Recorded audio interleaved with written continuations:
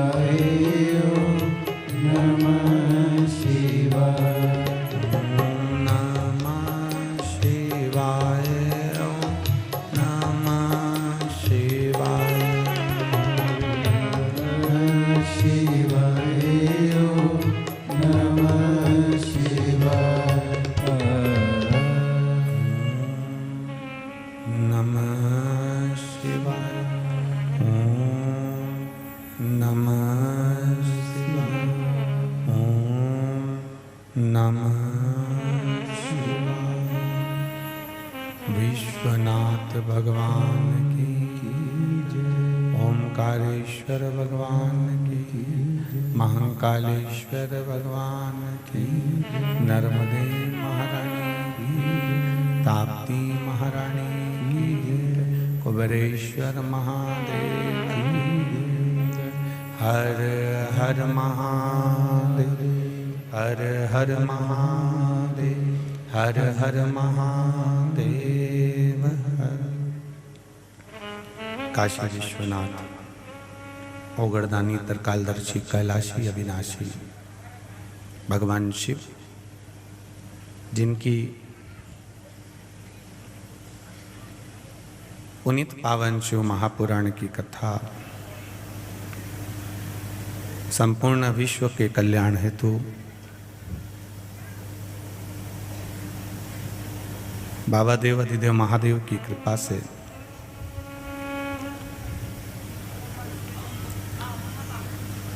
आप और हमको श्रवण करने का सौभाग्य प्राप्त हुआ है।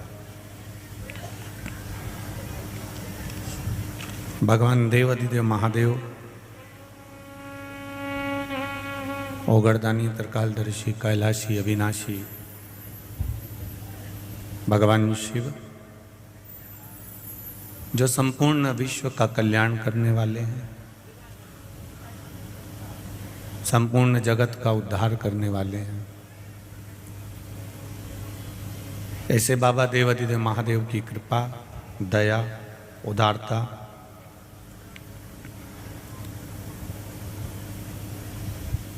मन नर्मदा और माँ ताप्ती की यह पावन भूमि बैतूल, जिसमें स्वयं लक्ष्मी नारायण भगवान बालाजीपुरम के रूप में विराज रहे हैं, जहाँ सदैव माता रानी जगत जननी माँ दुर्गा अपने स्वरूप के साथ में यहाँ विराजती हैं।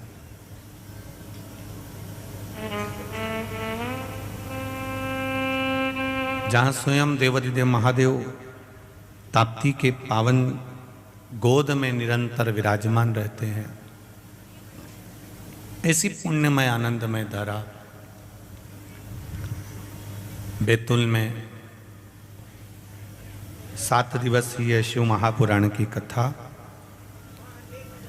श्रीमती कौशल्या जी बघेल, श्रीमती संध्या जी बघेल, श्रीमती रीता जी, श्रीमती नीता दिलीप जी मालवीय, श्रीमती स्मिता नोजे, श्रीमती रश्मि संजय बाथरे द्वारा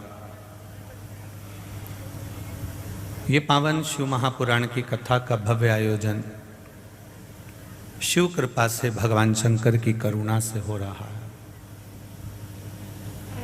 भगवान देवाधिदेव महादेव की कृपा, दया, उदारता जो आप और हमको ये पावन कथा को श्रवण करने का सौभाग्य बैतूल में प्राप्त हुआ है। कथा पंडाल में दूर दूर से आए हुए सभी श्रोता भाई बहन जो नित्य शिव की भक्ति का आनंद लेते हैं, भगवान शंकर की अविरल भक्ति का रस तत्व ग्रहण करते हैं।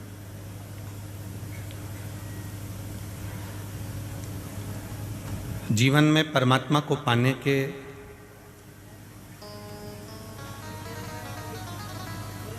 कुछ ना कुछ तरीके ढूंढना चाहिए।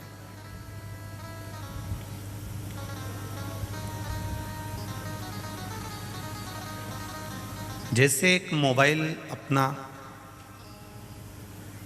अगर आपसे ठीक नहीं होता तो आप अपने बड़े भाई से कहते हैं कि भैया ये मेरा मोबाइल खराब हो गया है, जरा इसको ठीक कर दीजिए। एआई अब हेयर ग्रोथ भी करवा सकता है। हेयर लॉस का रीजन चाहे कुछ भी हो, स्ट्रेस, हार्मोन,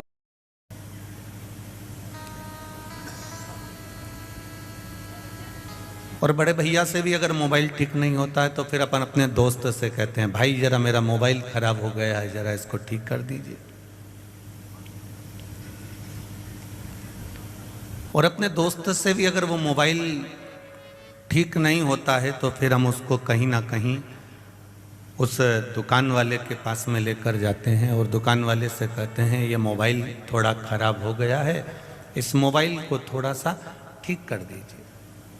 पहले अपन ने स्वयं ठीक करने का प्रयास करा, उसको चेक करने का प्रयास करा, अपने से ठीक नहीं हुआ तब अपन ने फिर दूसरे को कहा, फिर परिवार वालों से कहा, परिवार वालों से ठीक नहीं हुआ तो फिर अपने मित्र दोस्तों से कहा, मित्र दोस्तों से ठीक नहीं हुआ तब हम इसको लेकर दुकान पर पहुंचे और दुकान वाले से कहा ये मोबाइल देखो साहब ये गड़बड़ कर रहा है, इसके फंक्शन काम नहीं कर रहा है, मैंने इस मोबाइल में बहुत प्रयास करा पर ठीक नहीं हुआ। तब उस दुकान वाले ने कहा आपको 6-7 दिन के लिए यहाँ रखना पड़ेगा, मैं इसको कंपनी में भेजूंगा, कंपनी से ये ठीक होकर आ जाएगा।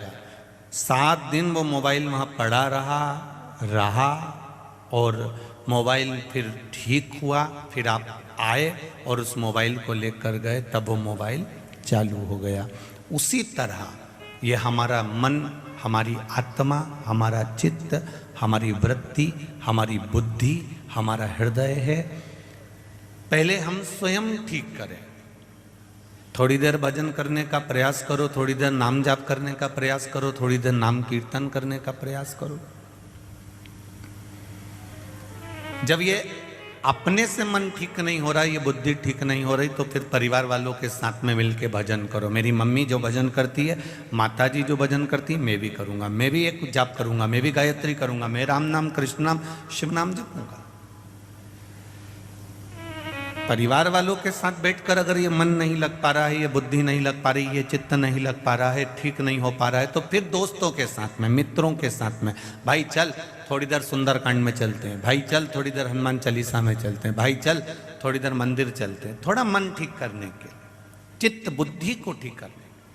और जब वहां पर भी ये चित्त बुद्धि, ये मन ठीक ना हो, तो फिर 7 दिन के लिए इस शोरूम में आकर इस मन को छोड़ दो, 7 दिन में ठीक हो जाएगा, ये निश्चित है।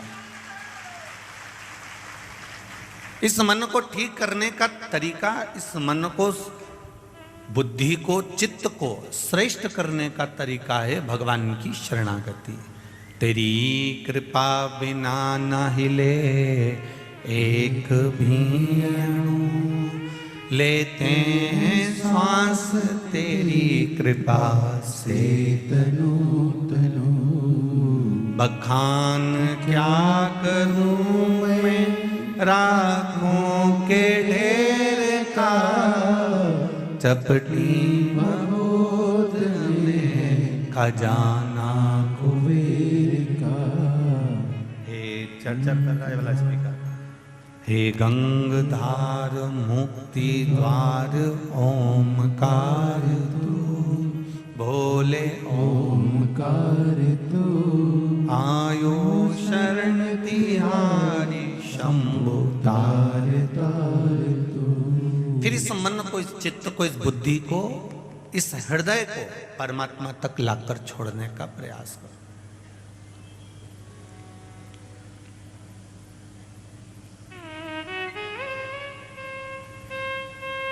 और जब ये बुद्धि, ये चित्त, ये मन परमात्मा तक पहुंच जाए, 7 दिन में ये मन कहीं भगवान की अविरल भक्ति में डूब जाए, तो समझ लो कि भगवान ने आप पर कृपा करी है।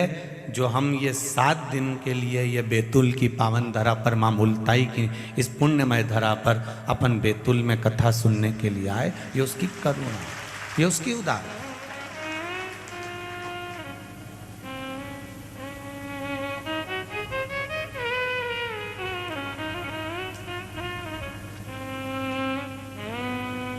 और हमारे चित्त से, हमारी बुद्धि से, हमारे मन से हम परमात्मा को रिझाएं। महाराज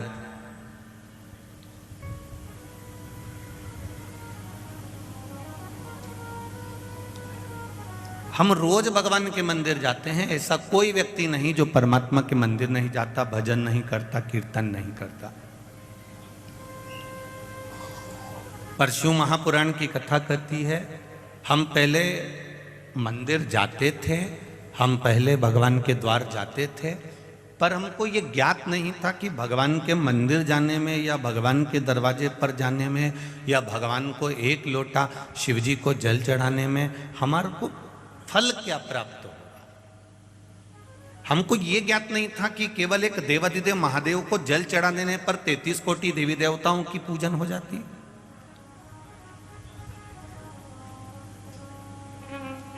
केवल भगवान शंकर को जल चढ़ा देने से, भगवान शिव की आराधना कर देने से, भगवान शिव का श्री शिवाय नमस्तुभ्यम मंत्र का मात्र उच्चारण कर लेने से हमारा कार्य सफल हो जाता है। ये हमको ज्ञात नहीं था। पर जब शिव तत्व को हमने जाना, भगवान शंकर को जब हमने जाना, आप और हमने जो भगवान शंकर की अविरल भक्ति को पहचानने का जब प्रयास करा, तब उस भक्ति के बल पर हमें ज्ञात हो गया कि भगवान का भजन करने का, भगवान का स्मरण करने का, भगवान की अविरल भक्ति धारण करने का फल क्या है। ये बघेल परिवार, बात्रा परिवार, बाथरे परिवार, मालवीय परिवार, ये सब जो कथा करवा रहे हैं, ये कहीं ना कहीं भगवान की शिव भक्ति का रसतत्व ग्रहण करे होंगे, तब जाकर उस भक्ति के रसतत्व को बैतूल तक लेकर आए।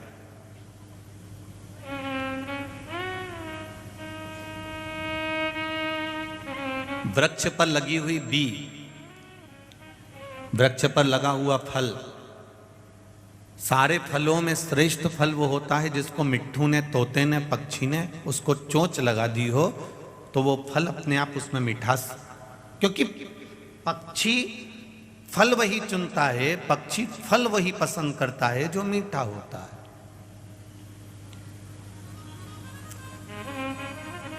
पक्षी को फल वही पसंद आता है जिसमें मिठास है। वो इतने सारे वृक्ष पर घूमता है, इतनी केरियां लगी होती है, इतने आम लगे होते हैं, इतने जाम लगे होते हैं, बी लगी होती है, अमरूद लगे होते हैं। वो घूमेगा पर बैठेगा वहीं जहां उसको खाना है, उसकी मिठासता जहां उसको प्राप्त होगी, पक्षी वहीं बैठेगा। उसी तरह पक्षी मीठे फल को ढूंढ लेता है और मेरा देव अधिदेव महादेव अपने भक्तों को ढूंढ लेता है कि भक्त कहां बैठा।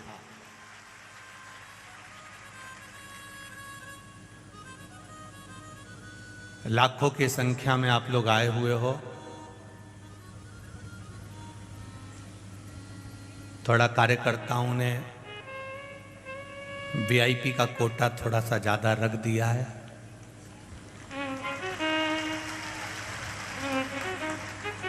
उसके लिए हम क्षमा चाहते हैं आपसे।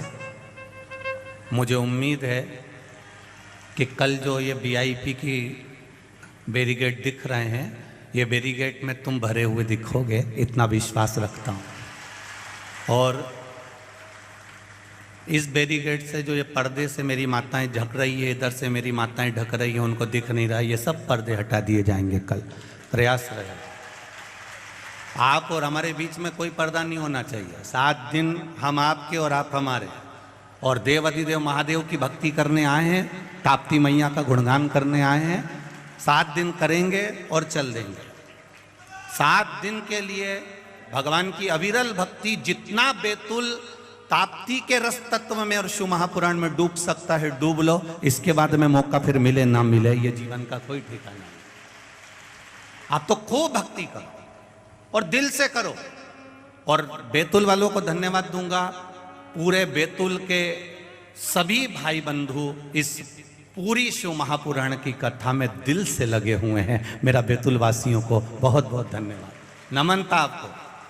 खूब व्यवस्था करी आप लोगों ने भक्तों के लिए, चाय की, नाश्ते की, भोजन की, जगह जगह जगह जगह आप लोग जो व्यवस्थाएं करे हैं उसके लिए बहुत बहुत साधुवाद है, बहुत बहुत धन्यवाद है आप लोगों को। ये बैतूल का जो भाव है वो हमको 7 दिन का यही सुख और आनंद, बस आप और हमारा शिव भक्ति की दृढ़ता बढ़े और माँ ताप्ती का गुणगान हमारे जीवन में पहुँचे कि हम किस भाव से भगवान का भजन कर सकें। शिव कथा कह रही, भगवान शंकर का गुणगान कर रहा है, भगवान शंकर का स्मरण कर रहा है, शिव महातत्व कह रहा है। हमने थोड़ा सा मार्ग चेंज करा और कभी कभी करना पड़ता है भाई, बहुत जरूरी है, बहुत जरूरी है।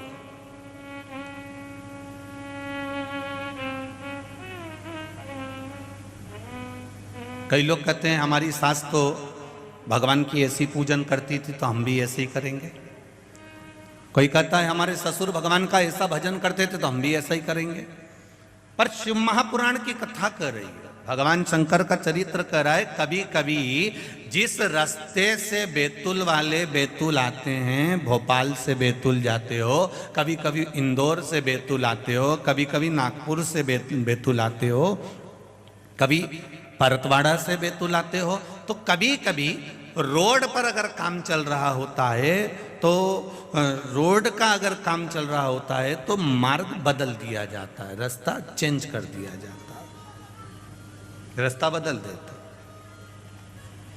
मार्ग बदल देते। कभी कभी कभी कभी मार्ग को चेंज कर दिया जाता है, रास्ते को बदल दिया जाता है। और महाराज कहते हैं यहाँ पर साहब ये रास्ते से तो मैं हमेशा जाता था, यहाँ से 50 साल हो गए मेरे को जाते जाते, 40 साल हो गए मेरे को जाते जाते, 30 साल हो गए मेरे को जाते जाते। उस रास्ते से भले आप 50 साल से जा रहे हो, भले आप 40 साल से जा रहे हो, भले आप 30 साल से जा रहे हो, पर अभी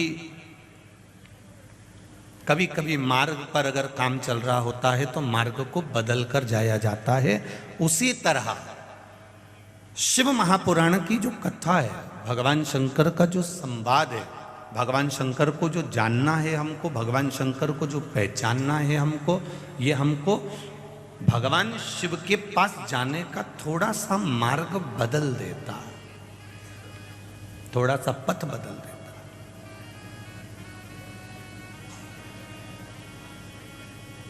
मैंने तेरे ही भरोसे, ओ बाबा तेरे ही भरोसे, हवा बिच उड़ती जावांगी, बाबा डोर हटो छठी नाम में कटी जावांगी, भोले में तेरी पतंग, शंभू में तेरी पतंग।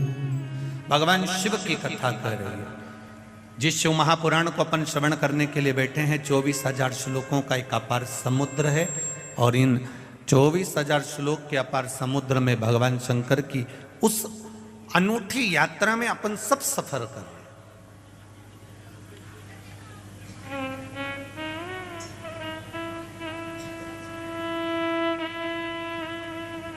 और उस यात्रा का जो सुख है, उस यात्रा का जो आनंद है, वो अपने आप में एक अविरल आनंद है। कथा कह रही है,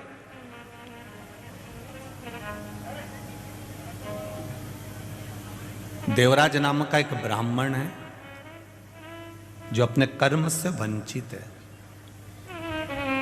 वो अपने कर्म से वंचित रहा। ब्राह्मण कुल में जन्म लेने के बाद ब्राह्मण कर्म को नहीं कर पाया। ब्राह्मण कुल में जन्म लेने के बाद वो ब्राह्मण कर्म से वंचित रह गए।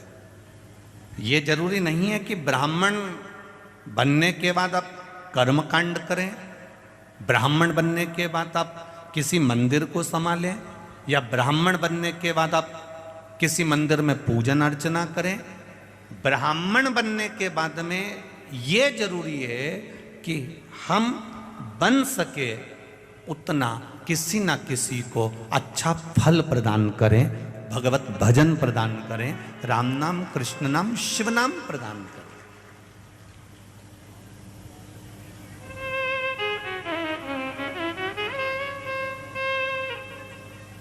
जितना बन सके हम अच्छा देने का प्रयास करें, क्योंकि ब्राह्मण मार्गदर्शक भी होते हैं। पर देवराज नामक का जो ब्राह्मण था, इसने एक गलती करी, और वो गलती बड़ी विचित्र थी। खुद के लिए अगर थोड़ा बहुत जो कमा रहा था, खुद के लिए ला रहा था, वो खुद का जो लेकर आ रहा था, उसमें तो उसको सुख मिल रहा था। पर जब वो गलत संगत में पड़ गया, वैश्यावृत्ति में, जुए में, मांसाहार में, मदिरा पान में, गलत गलत जगह पर जब वो पड़ गया, तब उसको धन की अधिक जरूरत पड़ने लगी। और जब धन की अधिक जरूरत पड़ने लगी तो वो धन लाने के लिए आतुर हुआ। अच्छा, पहले भी कथा में काज फिर कह रहे हैं आप लोगों से, पेट भरने की जवाबदारी मेरे भोलेनाथ जी की है, क्योंकि जन्म उसने दिया है तो मृत्यु भी वो देगा, और पेट उसने दिया है तो भरेगा भी वही। पेट भरने की जवाबदारी देवाधिदेव महादेव की है, पर तुम्हारे घर की पेटी भरने की जवाबदारी देवाधिदेव महादेव की नहीं है। अब पेटी अगर तुम्हें भरना है तो तुम अपने हिसाब से भर सकते, थोड़ा छल कर कर, थोड़ी बेईमानी कर कर, थोड़ा कपट कर कर, कोई थोड़ी बहुत निंदा आदि कर कर, थोड़ी बहुत किसी की प्रशंसा कर कर, थोड़ा बहुत कहीं ना कहीं किसी ना किसी रूप में पेटी अगर बनना हो तो बात दूसरी है कि आप पेटी भरना चाहते हो। पर पेट उसने दिया है तो भरने वाला भी वही है।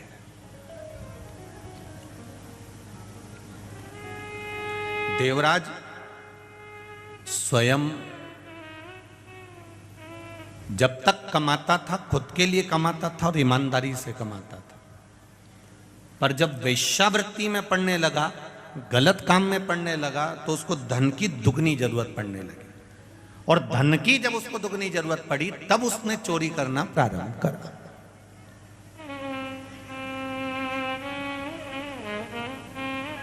तब उसने चोरी करना प्रारंभ करा। अब वो चोरी कर रहा है, अब वो धन को चुरा कर ला रहा है, अब वो धन को कहीं गलत जगह से एकत्रित करने का प्रयास कर।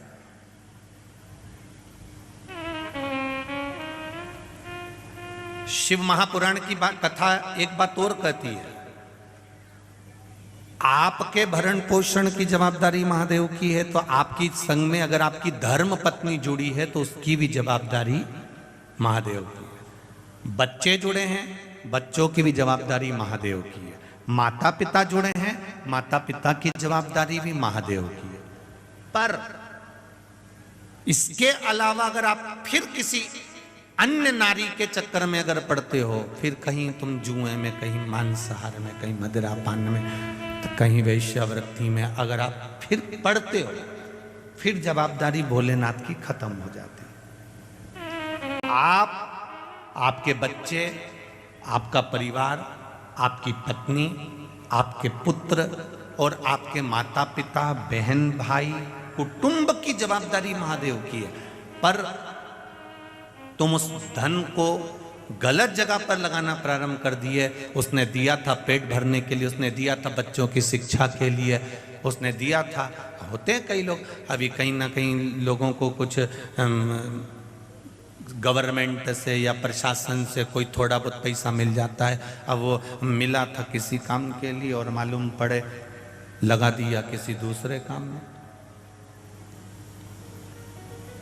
अब सरकार ने तो पैसा दिया था आपको कि इस कार्य में लगाना, अब तुमने लगा दिया दूसरे कार्य में।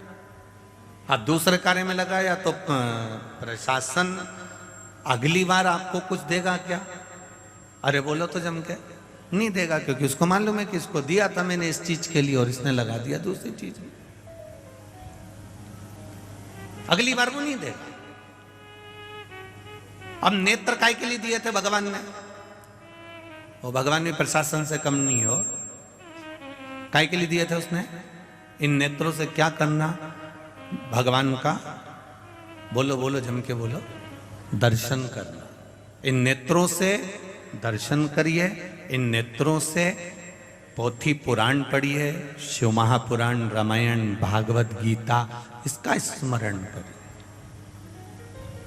अब तुमने इस बार तो इस नेत्रों को भगवान में लगाया ही नहीं। अब पैसा दिया था मकान बनाने के लिए, पैसा दिया था खेती के लिए, पैसा दिया था, वो लोन लिया था मकान के लिए, और मालूम पड़े बैंक वाले बाद में आए तो मालूम पड़े ना तो मकान दिखा ना प्लाट दिखा, और वो लोन का पूरा पैसा खत्म कर दिया। अब बनाना था तुमको मकान, लेना था तुमको प्लाट, करना था काम, मिला था मकान के लिए, लगा दिया गलत जगह पर। गलत जगह पर लगाया, बर्बाद हो गए। बर्बाद हो गए तो अगली बार पर प्रशासन ने तुमको वो पैसा नहीं दिया। साहब अगली बार दिया था, इसने काम में नहीं लगाया, अगली बार दिया था, इसने सही जगह नहीं लगाया, तो अब की बार उसने देना बंद कर दिया, उसने देना बंद। बस यही शिव महापुराण की कथा कर रही है, यही भगवान शंकर का गुणगान कर रहा है। एक बार उसने देख लिया नेत्र देखकर कि इसने नेत्र सही जगह लगाया कि नहीं लगाया। अगर एक बार इसने नेत्र सही जगह नहीं लगाया, फिर अगली बार तुम तैयारी कर कर बैठो कि नेत्र। श्रवण दिया था कथा सुनने के लिए, एक बार दिया और सही नहीं गया। ये हाथ दिए थे भगवान की भक्ति करने के लिए, सेवा करने के लिए। कोई बुजुर्ग है, कोई गरीब है, कोई किसी रूप में तकलीफ में है, कहीं भजन हो रहा हो तो इससे सेवा करना, पर हाथ भी सेवा में नहीं लगे तो वो भी चले गए। पांव दिए थे भगवत भजन के लिए। हमारे मालवा के संत श्री नागर जी महाराज बड़ा सुंदर कहते हैं, हाथ दिए रे तूने दाता बन के, कभी नहीं दान कियो, दयालु मैंने अवगुण बहुत कियो।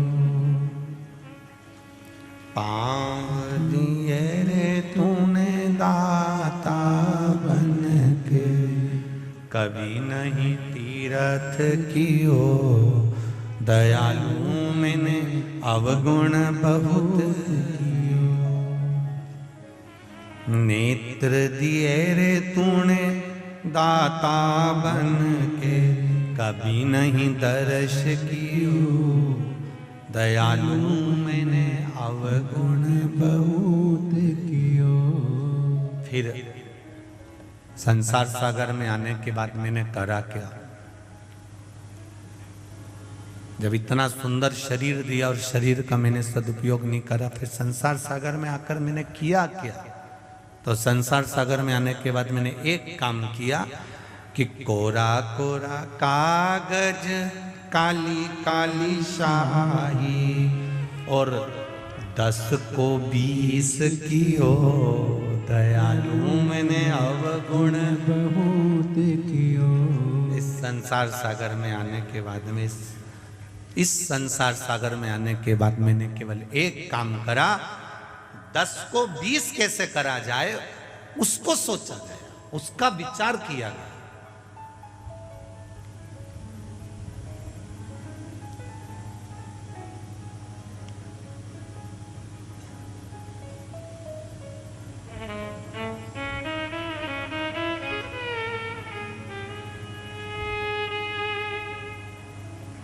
ब्लड की जांच कराने पर मालूम पड़ जाता है कि बीमारी कौन सी है।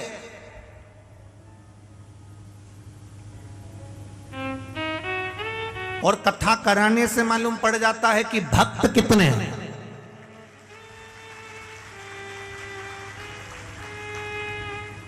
ब्लड की जांच कराने से बीमारी का पता चल जाता है और शिव महापुराण की कथा करवाने से, राम कथा, कृष्ण कथा, भगवान की अविरल भक्ति की कथा कराने से यह पता चल जाता है कि इसके हृदय में भाव कितना, इसके हृदय में, इसकी चित्तवृत्ति में परमात्मा का भजन कितना।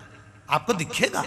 7 दिन आप भी यहीं हो, हम भी यहीं हैं। कई कई ऐसे हैं 7 दिन सुबह 7 बजे से 6 बजे से यहाँ जगह संभाल कर बैठे रहेंगे, और कई ऐसे रहेंगे 1 बजेगी तब 10 मिनट पहले घर से निकलेंगे, 4-5 को दरवाजे पे परेशान करेंगे, 8-10 को रास्ते में परेशान करेंगे, तब अपनी गाड़ी बढ़ाते हुए, ठोकते हुए, परेशान करते हुए प्रशासन के लोगों को, चाहे पुलिस प्रशासन के हो, चाहे समिति के लोग हों, चाहे जो सेवा कर रहे हैं उनको हो, 50 बार अपनी दबेदारी दिखाकर तब जाकर अंदर जाके बैठेंगे। कभी इनके जैसा तब कर कर देखो, 5 बजे से 6 बजे से 7 बजे से।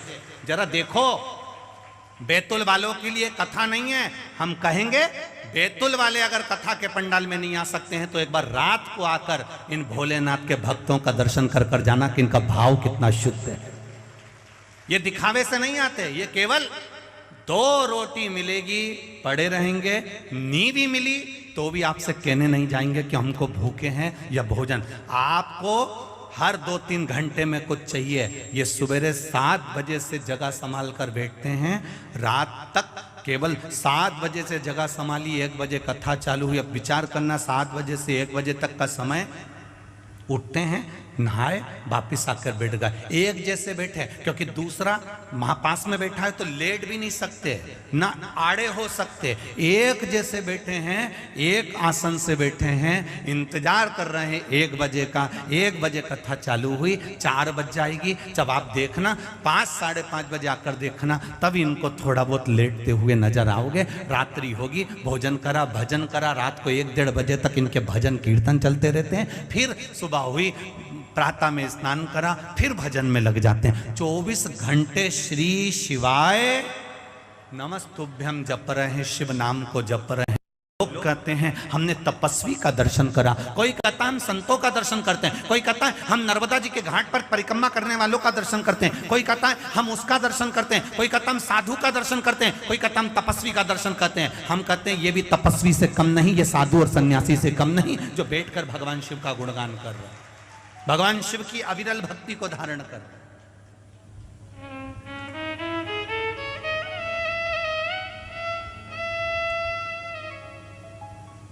इतने बैठे हो लाखों में, ये कईयों के पत्र आए और ये पत्र और भी पढ़े, तो शुरुआत है, कईयों के आए। आप भी कथा सुन रहे हो, ये भी कथा सुन रहे हैं।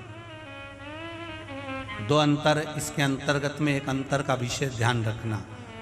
जितनी देर सुनना है दिल से सुनना, घर से चलो तो कहकर आना मुझे शिव महापुराण की कथा सुनने जाना है, मैं आराम से जहाँ जगह मिल जाएगी वहाँ सुनूंगी और भगवान की अविरल भक्ति को धारण करूंगी।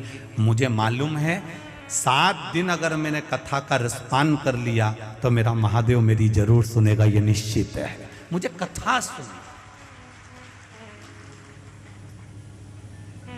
मुझे दूसरे की व्यथा नहीं सुनना, मुझे कथा सुनना, मुझे अविरल भक्ति को धारण करना, मुझे परमात्मा का भजन धारण करना है।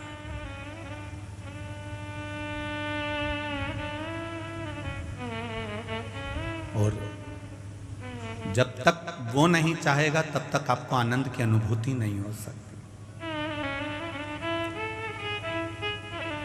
कहीं कृपा,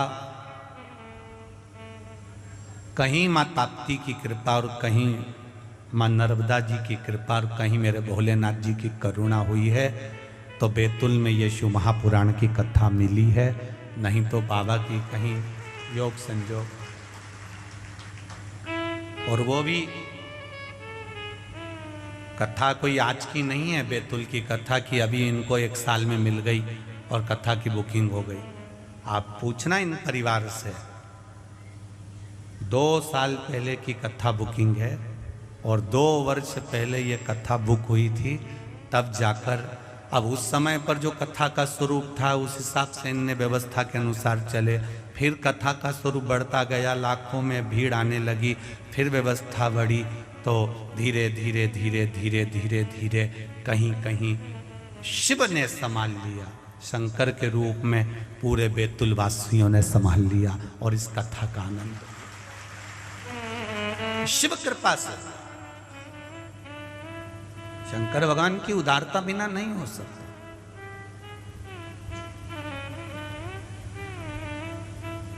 शिव कथा कह रहे हैं।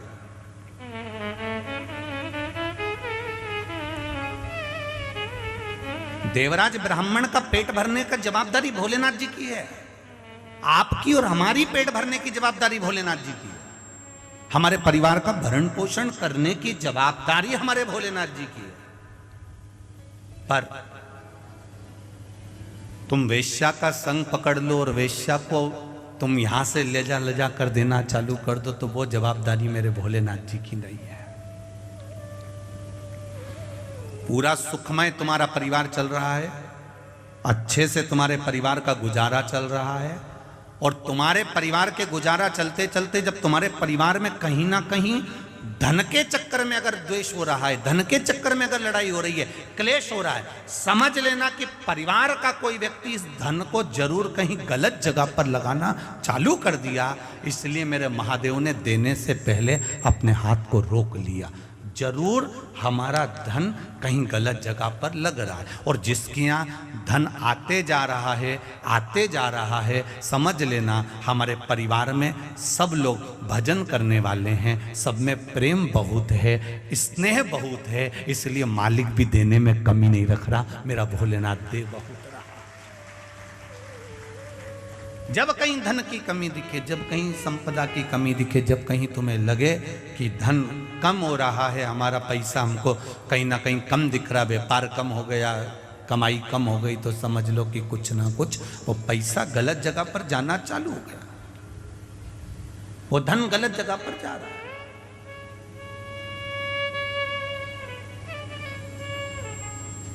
पहचानो,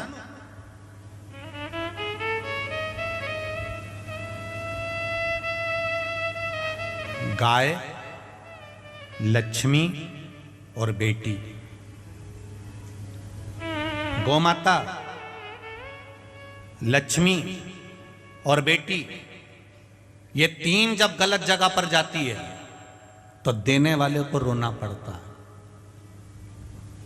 गाय तुमने ब्राह्मण को दी, कोई दादाजी चले गए, दादी जी चली गई, कोई डोकरा डोकरी निपट गया और तुमने दे दी ब्राह्मण को। ब्राह्मण लेकर गए गौ माता को, जब तक गौ माता ने दूध दिया उसको संभाल कर रखी, फिर बाद में मालूम पड़े वो गाय तीसरे को दे दी, तीसरे से चौथे को गई, चौथे से पांचवे को गई, वो बाद में गाय कसाई के हाथ में पहुंच गई। गौ माता जब कसाई के हाथ में पहुंची तो कटते समय जब रोती है तो बद्दुआ देती है। वो बद्दुआ ना ब्राह्मण को लगती है ना किसी दूसरे को लगती है। जिसने संकल्प छोड़ा था गौदान का वो बद्दुआ उसको लगती है कि तूने मुझे दान दिया था तो मैं गलत जगह कैसे पहुंच गई। उसी तरह गौदान जिसने दिया उस दान करने वाले को रोना पड़ता है, और कन्यादान जिसने दिया, और बेटी अगर किसी गलत लड़के के चक्कर में फंस गई और तुमने कह दिया साहब हमने तो जमाई अच्छा देखा था और बेटी को दुख है, बेटी को तकलीफ है, बेटी को कष्ट है, तो उसको भी रोना पड़ता। कन्या दान करने वाले को रोना पड़ता। 2 कन्यादान वाले कितने रोए हैं जरा विचार करिए इस ताप्ती शिव महापुराण कथा।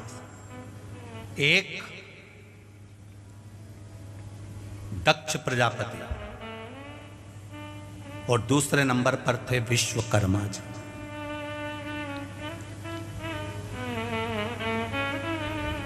दो कन्यादान करने वाले कितने रोए, ये ताप्ती शिव महापुराण प्रारंभ हो गई यहां से। 2 कन्यादान वाले कितने रोए हैं, अगर उन रोने वालों का स्मरण करा जाए तो एक है दक्ष प्रजापति और दूसरे हैं विश्वकर्मा जी। भगवान विश्वकर्मा और प्रजापति दक्ष, ये जो जितने रोए हैं इनके बराबर कन्यादान करने वाला। क्यों? दक्ष प्रजापति को रोना इस बात का आया, मैंने बेटियों का विवाह करा, मैंने अपनी बेटी का विवाह ये चंद्रदेव के साथ में करा, और चंद्र मेरी केवल एक बेटी को चाहता है और बाकी की बेटियों का अपमान करता है।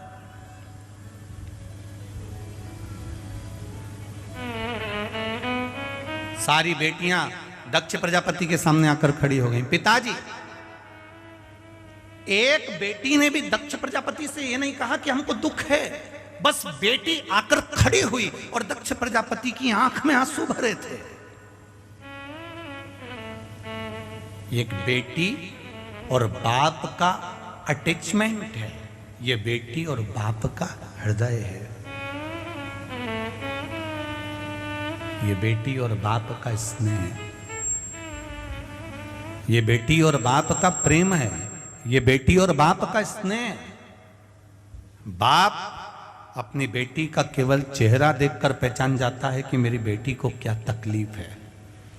बेटा मां को प्रिय होता है और बेटी, जम के बोलो जरा, बाप को प्रिय होती है, पिता को प्रिय होती है, उसके पापा को प्रिय होती है कि मेरी बेटी है और मेरा पापा। पिता